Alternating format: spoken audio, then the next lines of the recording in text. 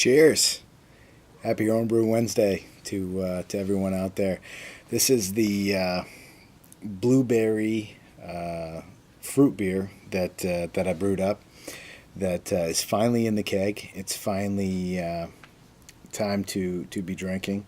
Got a little bit of weird angle going on here with the camera, so we're going to do what we can tonight. I'm down in the basement. We're going to transfer the brown ale to the secondary. I've actually got a mixture here of some vodka, cinnamon, nutmeg, clove, and vanilla sugar. And we'll talk a little bit more about that once we get into that. And we've also got some 100%, you can see that there, it's 100% red tart cherry juice from Trader Joe's. This is no artificial colors, flavors, or preservatives. It's 32 ounces, and it is basically just juice from ripe, whole red tart cherries. That's it, one ingredient. I cheaped out, guys. I'm going to explain to you basically the mathematics behind this, but we'll get into that later. So this is the fruit beer. It's pretty good.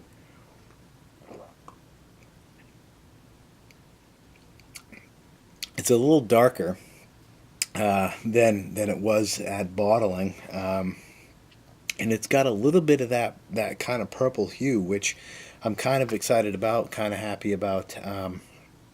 But the one thing that it doesn't have is a real strong blueberry flavor, and my wife was really hoping for that, and so it is what it is.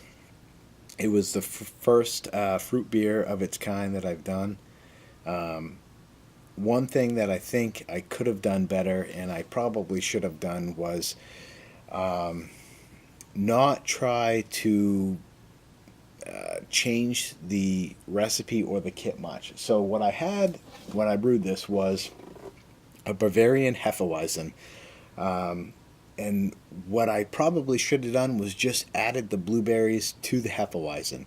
And then at least I could have had a blueberry Hefeweizen, and I could have, judged it against that. I would have had a light beer that I added blueberry to. And I probably could have tasted it and classified it much better. What I ended up doing was going into Beersmith, which, as good as that program is, I think it can be a hindrance at times, to me anyways, because I try to take every kit I'm doing and change it or drastically make it something else. And I took that Hefeweizen kit and I added some other ingredients that I had sitting around and turned it into a fruit beer. I had selected a fruit beer profile on Beersmith, and I started to kind of tweak with things and add ingredients, and ended up adding like 3 pounds of Pilsner malt and some other different things to get it into that fruit beer class. And I think it is. I think this is a fruit beer. It's tasted, and it has kind of the profiles of some of the other fruit beers that I've had in the past, but it lacks that strong blueberry flavor, which my wife was really hoping would have come through. Part of that could be because I used 5 pounds of blueberries instead of 10 pounds, which I read was 2 pounds per gallon was what I should have been using. So I only used half of the blueberries that I should have. One thing I will say, though, is it is getting much better day by day. This is a week old now in the keg.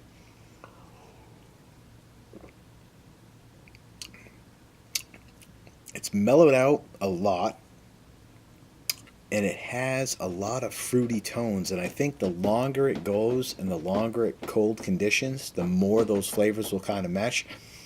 That blueberry flavor will never really come through strongly, but I taste it.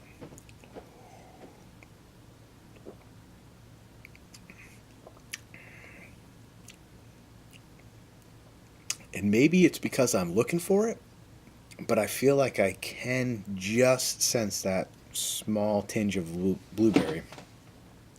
But I will say, this is my fourth or fifth of the night, and it does pack a little bit of a punch. So, all right.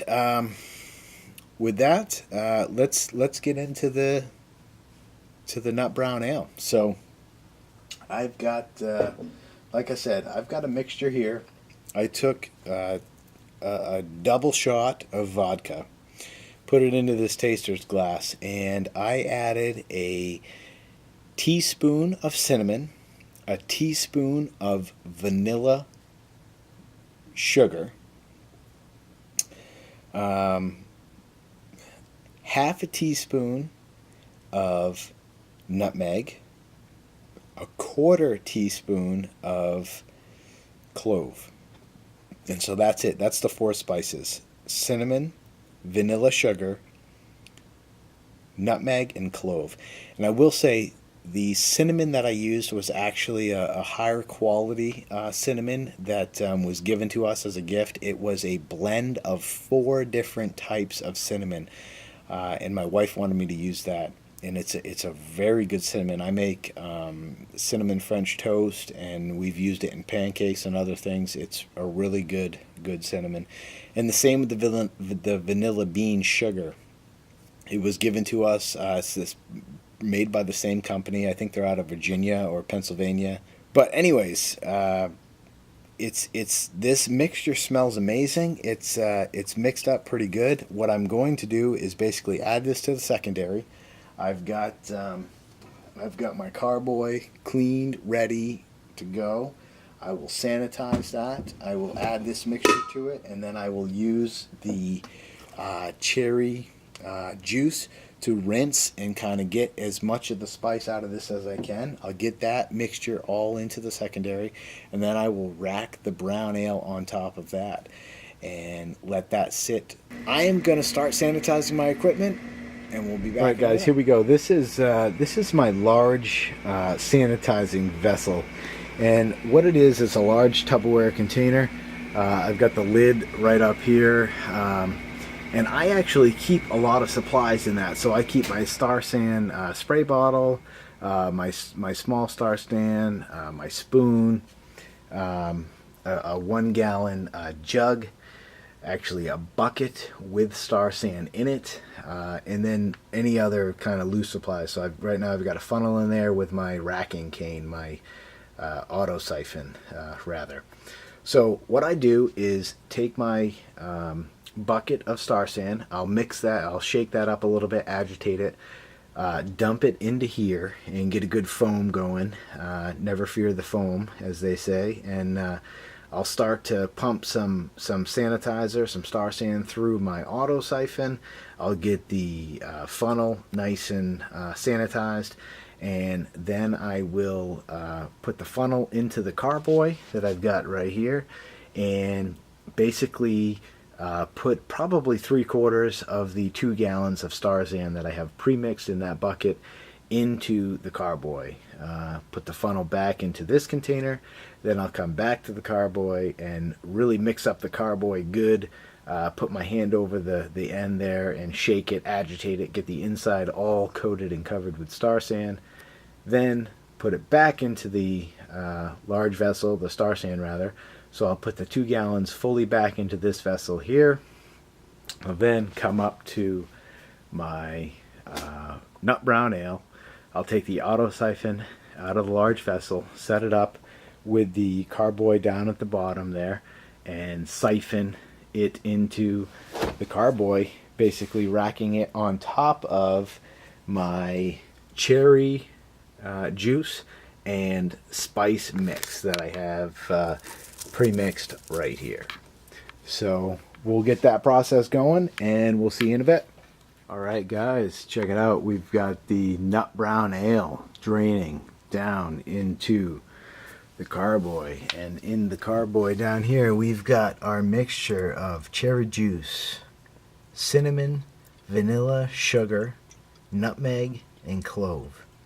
So we'll see. I checked out a bunch of recipes online, did a bunch of research, and found out that you don't want to overspice it. So I chose to, what I feel is, go conservatively.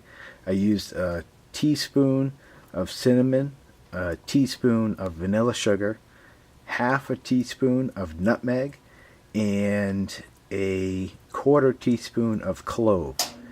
And that's all on 32 ounces of cherry juice, red tart cherry juice. And now I'm putting the nut brown ale that I made on top of that. Cheers! What's going on? We're chilling now. Just transferred the brown ale onto the cherry and spice mixture that we talked about before. Again, you can see the primary over there with the auto siphon that I need to clean out. But we got the nut brown on, and it's been bubbling ever since I transferred it over. Probably like, a minute or two after I got the top, the cork in, and the bung in rather, and the airlock, it's been bubbling. So there's some initial kind of kickoff from the sweet tart juice. There was like 29 grams of sugar, I think, in each serving. There was a few servings in that, so there's going to be some secondary fermentation that kicks off here, I would imagine, and we'll let that go for a little bit. It's a beautiful dark color here. Looked really clear transferring it over into the secondary, so I'm happy about that. It's sitting at about 62 degrees, and it's probably too cold. I should probably move it upstairs, and that's actually something that I need your input on. So if you guys can throw a comment at me, I would appreciate it. This blueberry ale that I brewed. Brewed at that. It was an ale yeast, and I know the bucket, I have the thermometers and everything, and it says the ale it's right in the low spectrum of the ale, so I hope it's okay. The primary fermentation kicks off, and it's warm because things are moving, so it's about 68 degrees, and then it slowly comes down. It goes up to like 68, and then it starts to come down. So I hope that's okay. If not, I'll move it upstairs. I can move it upstairs into the closet. I've been trying to dial in the temperatures, and it's starting to get cold here in the Northeast. So maybe I need to start moving some of these things upstairs. So I appreciate your feedback on that, and I'm going to definitely go and search some forums and look into that now.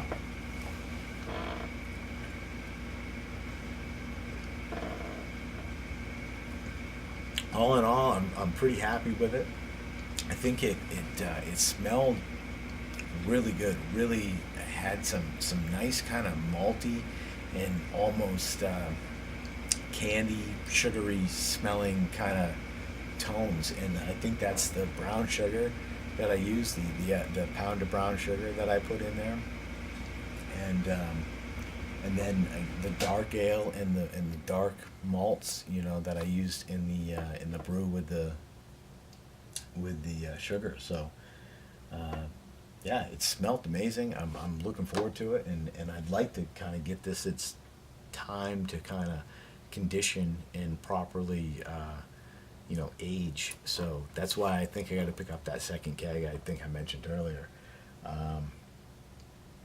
That I've got the blueberry, and I feel like that needs time to age as well. And if I could get them both some time to kind of cold condition, basically I'd get this kegged, in a week. I want to get it off the spice pretty quickly, because I've just heard that it's good to kind of get it into the keg and get it bottled sooner than later.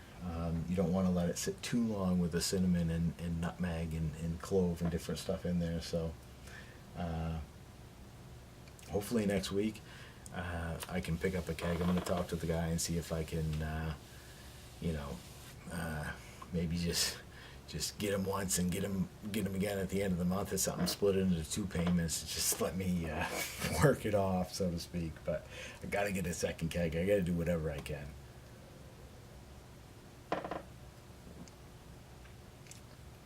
Cheers. Happy Homebrew Wednesday, guys.